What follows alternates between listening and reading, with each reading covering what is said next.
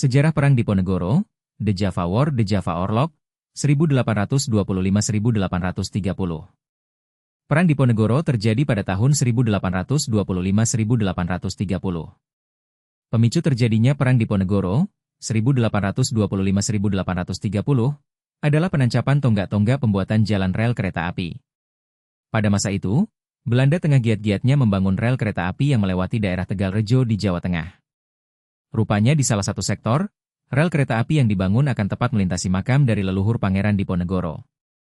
Hal inilah yang membuat Pangeran Diponegoro marah luar biasa, dan memutuskan untuk mengangkat senjata melawan Belanda. Namun, penyebab perang tersebut sebenarnya merupakan akumulasi semua permasalahan yang ada, seperti pajak yang tinggi, campur tangan Belanda dalam urusan Istana Yogyakarta, hingga permasalahan ketidakpuasan di kalangan istana itu sendiri. Dalam peperangan ini, metode-metode yang ada dalam perang modern dipakai dan diterapkan.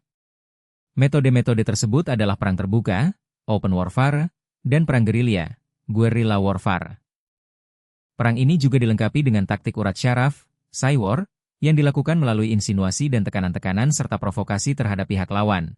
Taktik ini dipakai oleh pihak kolonial Belanda terhadap kaum pribumi yang terlibat dalam pertempuran.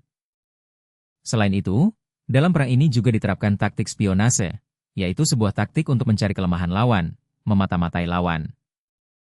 Selama perang berlangsung sekitar 200.000 penduduk, 8.000 serdadu Eropa dan 7.000 tentara pribumi tewas, dengan memakan dana tidak kurang dari 20 juta gulden. Dengan demikian dapat dibayangkan bahwa Perang Diponegoro merupakan perang besar di Jawa selama periode awal abad 19. Sedemikian hebatnya perlawanan Diponegoro sampai-sampai membuat pemerintah kolonial berganti strategi untuk menghadapi peperangan ini.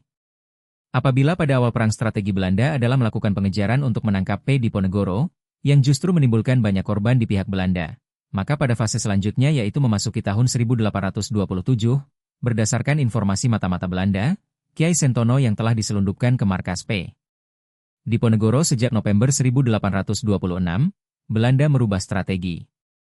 Konsentrasi mereka tidak lagi pada pengejaran Diponegoro tetapi pada taktik pengepungan melalui pembangunan benteng dan pos pertahanan benteng Stelsel.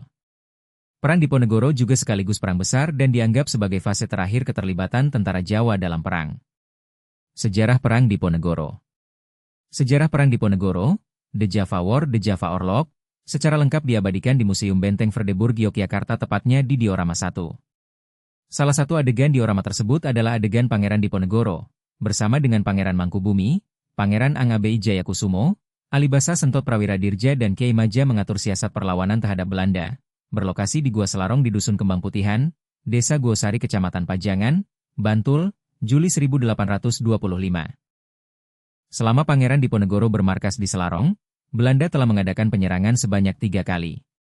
Serangan yang pertama dilaksanakan pada tanggal 25 Juli 1825 oleh pasukan yang dipimpin oleh Kapten Bowens.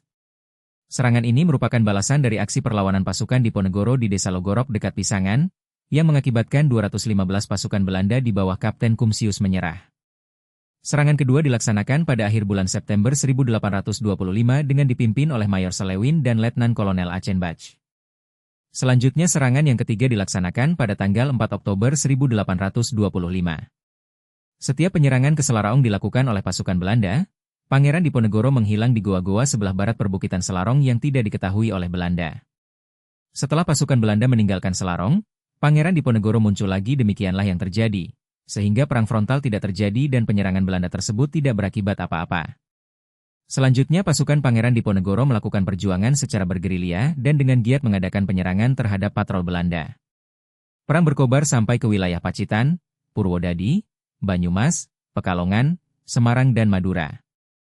Karena pengaruhnya yang hampir meliputi seluruh Jawa, maka perang tersebut dikenal dengan Perang Jawa, The Java Orlog. Gerakan pasukan Pangeran Diponegoro dengan siasat gerilyanya sulit ditaklukkan musuh.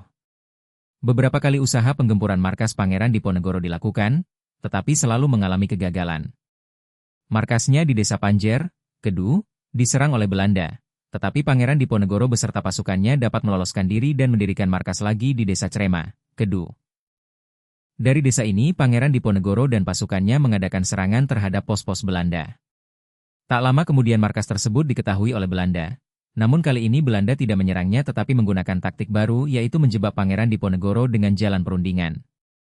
Jenderal de Kock mengutus Letkol Clarence untuk menjumpai Pangeran Diponegoro di Desa Crema dan diajak berunding di Magelang. Dari pembicaraan antara keduanya didapat kesepakatan jika perundingan gagal Pangeran Diponegoro dan pengikutnya tidak akan ditangkap. Pada tanggal 18 Maret 1830, bertepatan bulan Ramadan, Pangeran Diponegoro beserta pengikutnya tiba di Magelang dan disambut dengan upacara militer oleh Jenderal de Kock. Saat itu Pangeran Diponegoro didampingi oleh para pengikutnya antara lain Pangeran Diponegoro Muda, Dipokusumo, Raden Mas Jonet, Raden Mas Roup, Raden Basa Mertonegoro dan Kyai Badarudin. Setelah bertemu dengan Jenderal de Kock, Pangeran Diponegoro mengusulkan agar perundingan diundur setelah Idul Fitri, 27 Maret 1830, dan disetujui tanggal 28 Maret 1830. Akan tetapi pada tanggal 25 Maret 1830 Jenderal de Kock mengirim surat kepada Letnan Duperro agar disiapkan pasukan untuk mengepung tempat perundingan. Jika perundingan gagal, pasukan diperintahkan untuk menangkap Pangeran Diponegoro dan para pengikutnya. Pada tanggal 28 Maret 1830, Pangeran Diponegoro dan para pengikutnya antara lain Pangeran Diponegoro Muda, Dipokusumo, Raden Mas Jonet, Raden Mas Roup, Raden Basa Mertonegoro dan Kyai Badarudin mengadakan perundingan dengan Jenderal de Kock yang didampingi oleh Residen Falk, Letnan Rust, Mayor de Stuars, dan Kapten Roef sebagai juru bahasa. Dalam perundingan tersebut, Pangeran Diponegoro menuntut agar didirikan suatu negara yang merdeka yang bersih dari penjajahan dan bersendikan agama Islam. Tuntutan tersebut tidak disetujui oleh Jenderal de Kock dan akhirnya perundingan mengalami kegagalan. Pasukan yang telah disiapkan lebih dulu diperintahkan untuk menangkap Pangeran Diponegoro dan pengikutnya. Kemudian Pangeran Diponegoro diasingkan ke Manado, 3 Mei 1830. Tahun 1834 dipindahkan ke Ujung Pandang hingga wafat pada tanggal 8 Januari 1855.